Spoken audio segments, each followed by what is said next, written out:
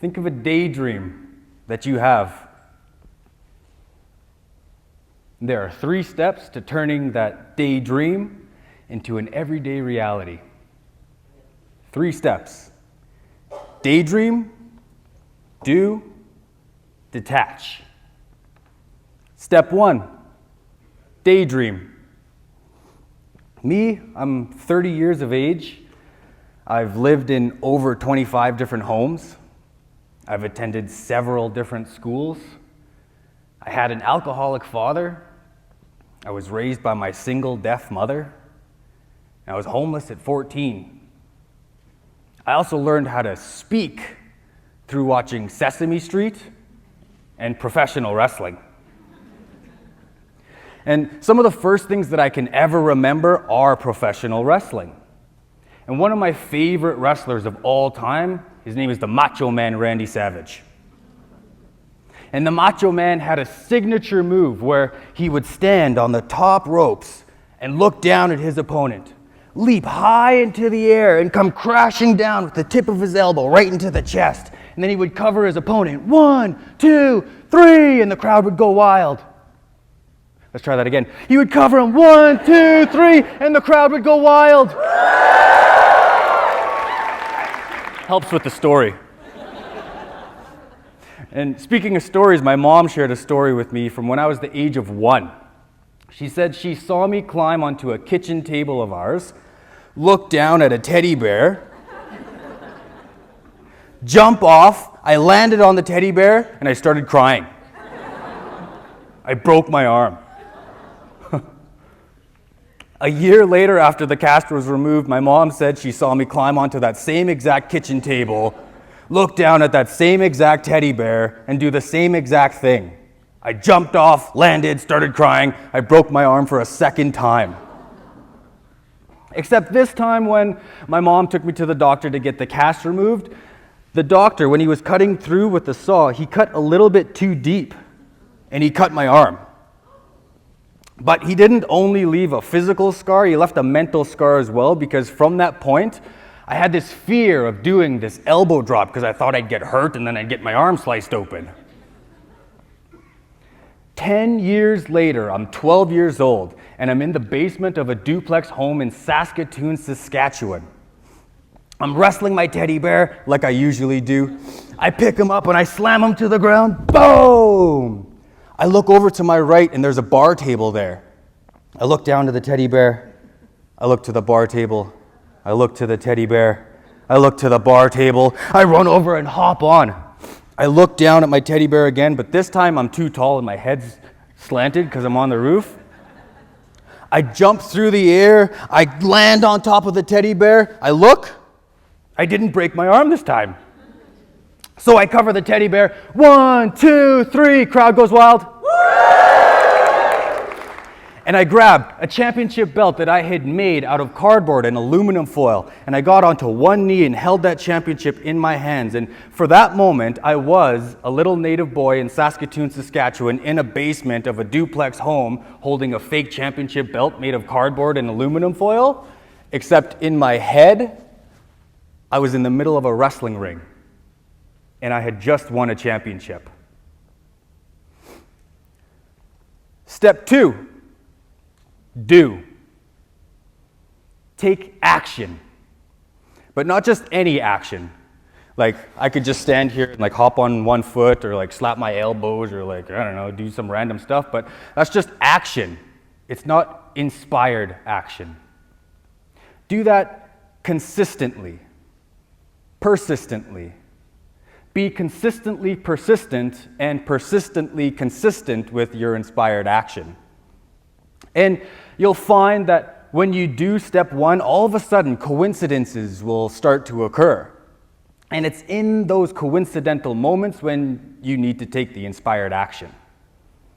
See, when I found out that I was following these 3 steps and when I tested them, I knew that I had to share this on a big platform, on a grand stage in front of people who were not only ready to hear it, but ready to implement this as well. And I didn't know exactly where to start until one day I was driving around with my wife in our black Mazda 5 with a burnt out headlight.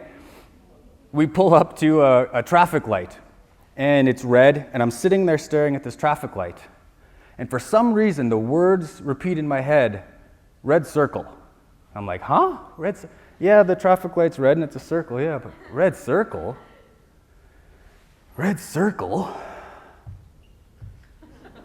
Red circle. Oh, huh. I looked over at my wife, I said, Shanna, I'm going to do another TED Talks. We drive home, and that night I implemented step 1. I started daydreaming. I started envisioning. I started seeing myself on this stage, on this red carpet, standing in front of you. I did this every morning and every night to the point that I got goosebumps. And when you get goosebumps, you know you're feeling the emotion of it. Until all of a sudden, coincidentally, a few days later, a post popped up on my social media news feed saying that speaker applications were being accepted for this year's TEDx conference, and, well, let me check. Yep, this is real. Step 3, detach. And detachment is one of the hardest steps, but it's so very important. Step 3 and step 2 kind of go hand in hand with each other, because when you take the inspired action, you need to not worry about how it's going to happen. You need to stop worrying about how the pieces are going to fall into place. And you need to trust and know that the inspired action that you've been taking, along with the daydreaming, will lead you step by step closer to turning that daydream into an everyday reality. And I find that when you worry about something, it kind of puts your body in like this state, you know?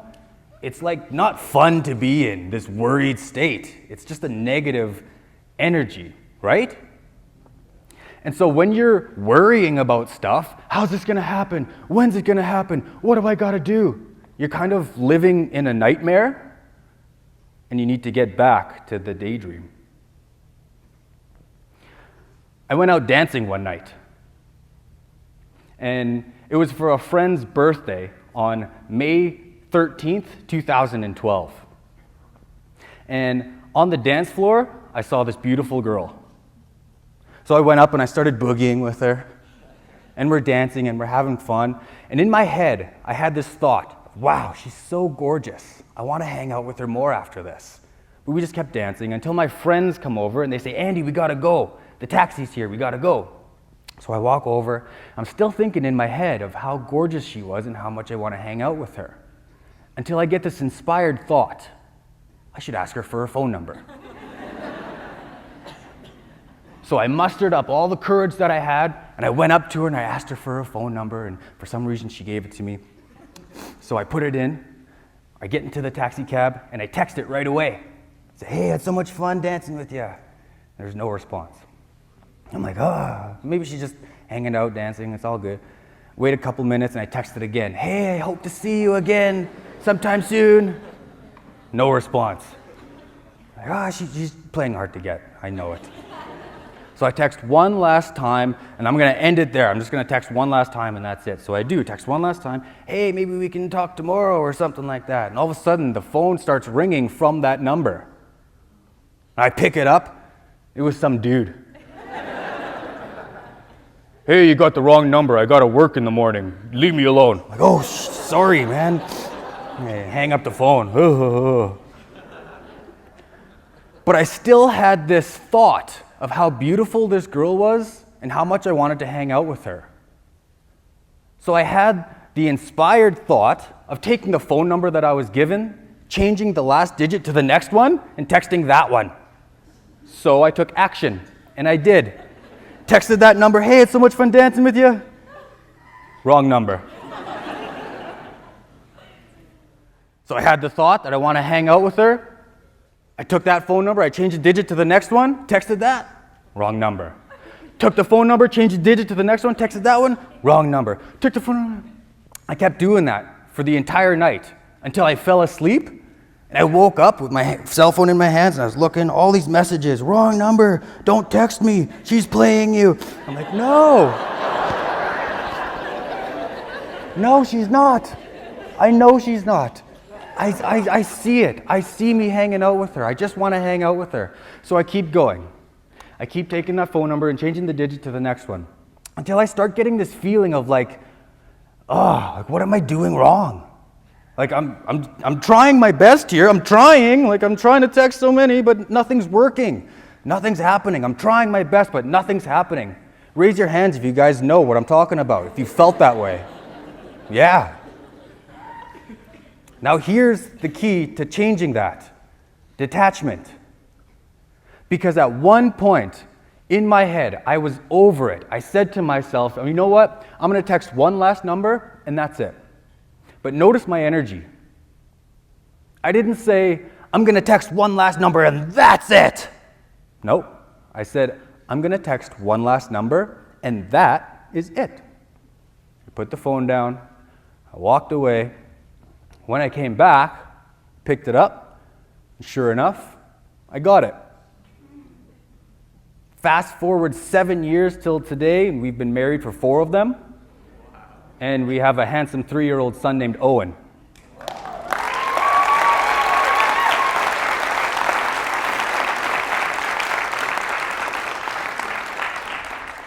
Detach. Hard but important. Now, do you guys remember the 12-year-old me on a knee in a basement in Saskatoon, Saskatchewan, holding a fake championship belt? Do you guys remember that? Right? 16 years later.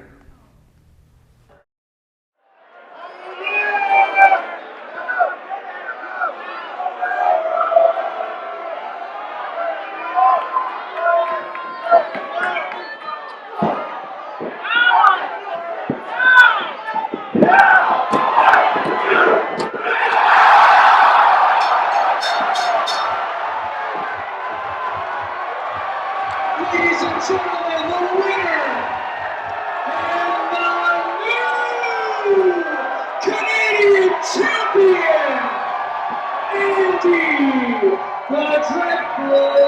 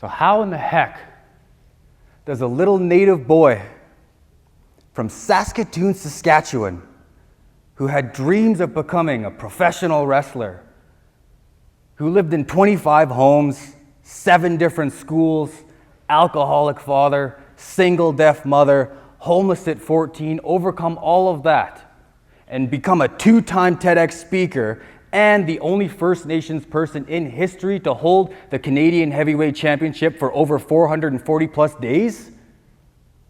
Through 3 steps: daydream, do, detach. So here's what you can do. If there's one thing that you guys take away from this talk or from anything, it's to daydream. In the morning and in the night. As soon as you wake up and before you go to sleep, daydream. And if you can feel the goosebumps from it, ooh, that's good stuff. It's like adding gas to the fire. But daydream. When you daydream or pray or have faith or believe or manifest or use the law of attraction, whatever words you choose to use, it doesn't matter. The principle is still the same. It begins in your mind. And when you daydream, you literally, physically restructure your brain. There are scientific studies out there that show this. But not only that, when you daydream, you start attracting coincidences into your life that seem too good to be true. And when these things come into your life that are too good to be true, you'll feel so inspired, you'll want to take action on them.